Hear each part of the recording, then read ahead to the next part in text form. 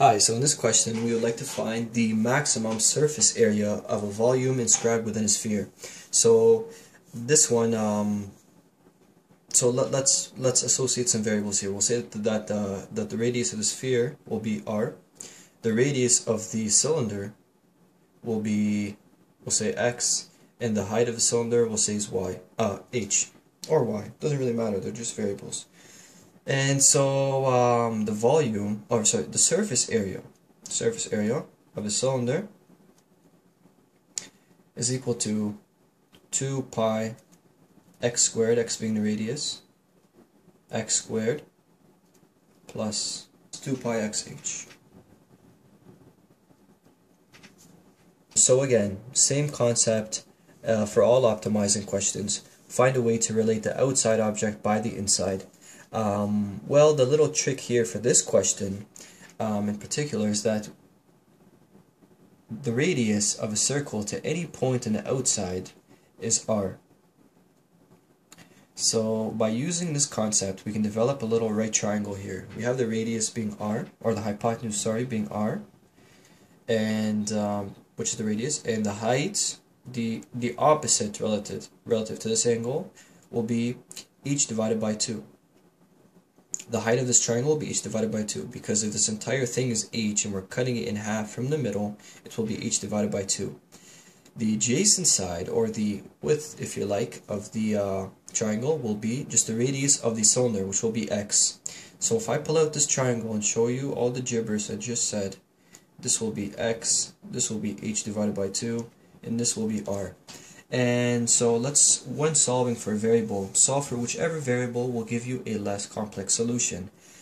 If I solve for x, okay, I have to insert it twice, I have to square it here, and then why should I go through that trouble when I can solve for h once and just plug it in once?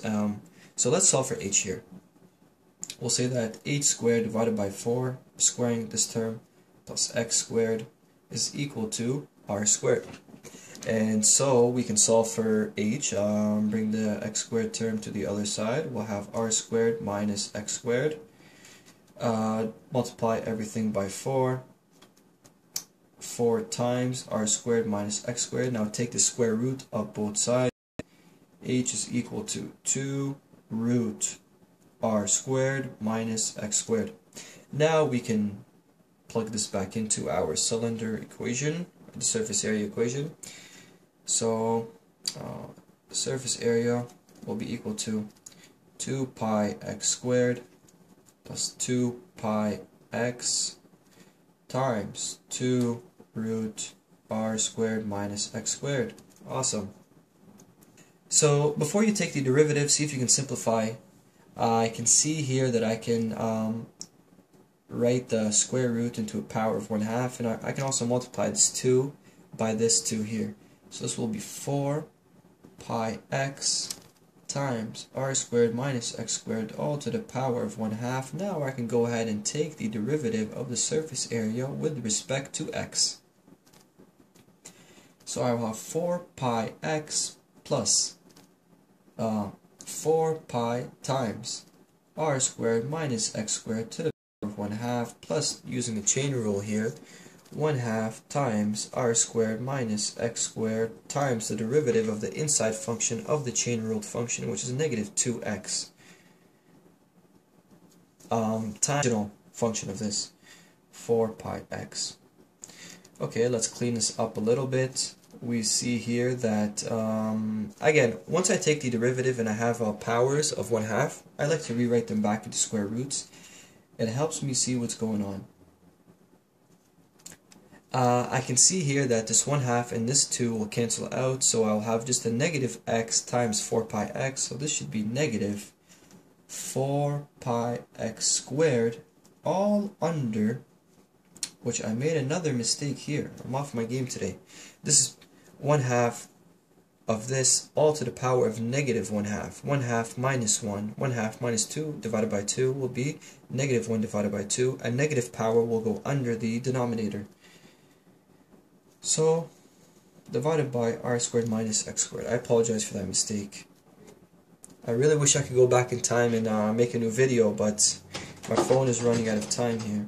So what I can do is say 4 pi x plus. So what I can do now is take the common denominator of this term and this term.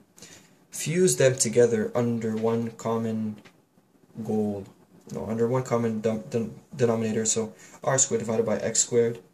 And if I multiply this by this square root will cancel out. I will have 4 pi times r squared minus x squared minus 4 pi x squared, all under r squared minus x squared. Awesome. And now that I've FOILed this out, I can find a common denominator, which is 4 pi.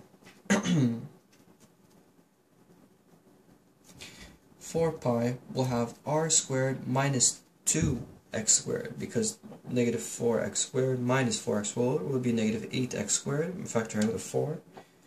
Negative 2x squared. This will all be divided by r squared minus x squared.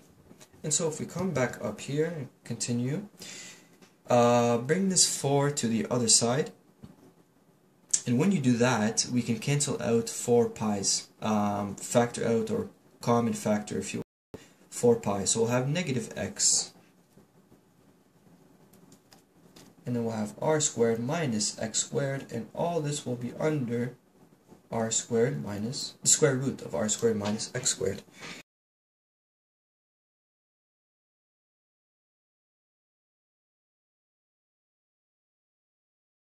So now what can I do? Well, let's get rid of the square root, shall we? Square both sides. We'll have x squared is equal to r squared minus x squared, all squared, all divided by r squared minus x squared. Sweet. If we continue from this point forward, what I did is I cross multiplied. I had x squared times this, r squared minus x squared. I would have x squared, r squared minus x to the power of 4, and I expanded this, and it would be r4 minus 4r squared, x to the power of, this is a 2, looks like a 7, plus 4x to the power of 4. And so what I did was I brought all the terms to one side. I said r4 minus 5r squared x squared. So just bringing this term to the other side here, it will of course be a negative, negative 4 minus 1, negative 5r squared x squared. And I brought this term over to the other side. 4x to the 4 plus x to the 4 will be 5x4. And of course all of this is equal to 0. And so I realized that at this point I could let x squared equal variable b, let's say, so that it's in the form of a quadratic, and so that we can solve for b, or x squared, using the quadratic formula. And so we can, our a value is 5, our b value is negative 5r squared, and our c value is r to the 4. Negative b plus or minus square root b squared minus 4 ac all over 2a, where our b is negative 5r squared, which will be positive 5r squared, 5r squared, yep, 5r squared, plus or minus 5r squared, which will be 25r4 minus 4 times ac. A was 5, c was r4.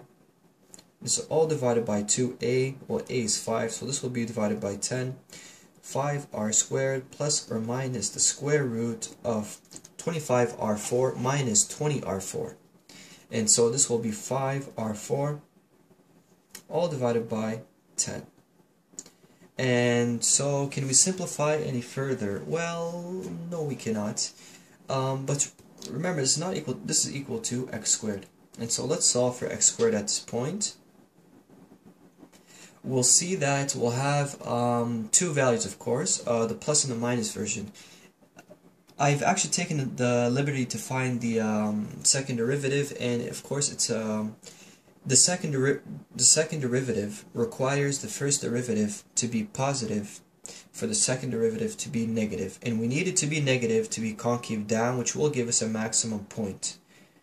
Concave down will give us a maximum point. And so the second derivative, if we plug in a positive value, which I found in a separate page, it's very long and tedious, but I can include it, will be requires a positive first derivative critical number to be negative for the second derivative.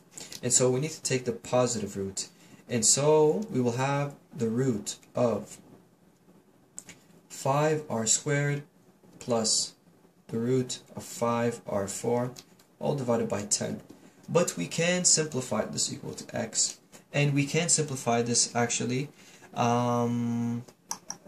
What we can do is actually factor out in r squared.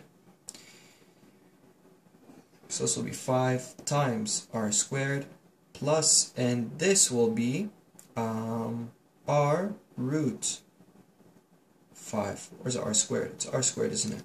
R squared root 5. And so we can continue here.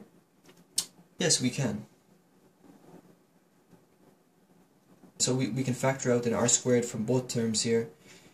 R squared times 5 plus root 5.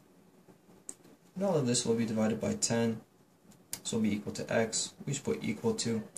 And so we can say that this is r root 5 plus root 5 divided by 10. And this is, I think, as simplified as it gets. Take our x value and plug it into our surface area equation.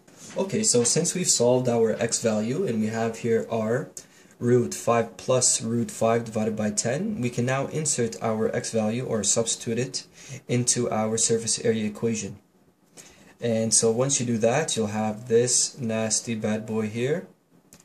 And once you go through a ton of algebra, okay, you will get the answer of pi r squared times 1 plus root 5.